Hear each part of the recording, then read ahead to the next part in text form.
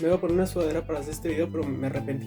Así nunca lo. The music production for Bullets was actually quite interesting for me. Not only because it's what I like doing the most, but I'll talk about that later. So we started producing Bullets in December 2023. If you've seen the first part of the series, if you've not, go check it out, then come back. But if you have seen it, you'll know that the 6 songs in Bullets are connected through a story. They tell a story. And we had to keep that in mind while producing Bullets. I mean, the instrumentals weren't enough if they just sounded good. They had to give off an emotion. They had to explain the ambience of the story. I'm gonna try not to spoil anything just yet, but a grandes rasgos, the story talks about a dilemma, a big dilemma that needs to be solved as soon as possible. Because of that, we wanted to make sure the instrumentals sounded quite mysterious. That way we could kind of explain how the characters in the story were feeling. That's why all of the songs sound a little mysterious, and some even sound a little emotional. We also try to use kind of the same music genre in all the songs, but if you ask us, which music genre is this?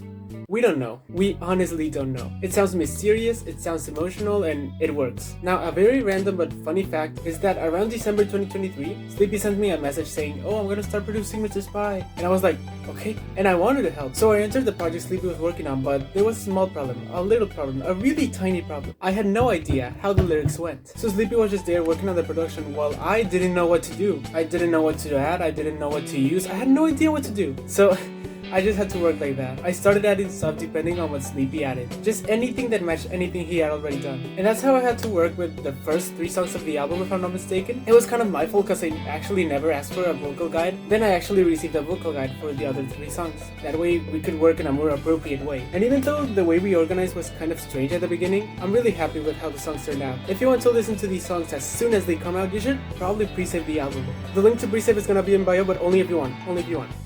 Please. Please go pre-save it. We've been working on it for 2 years now. Bye.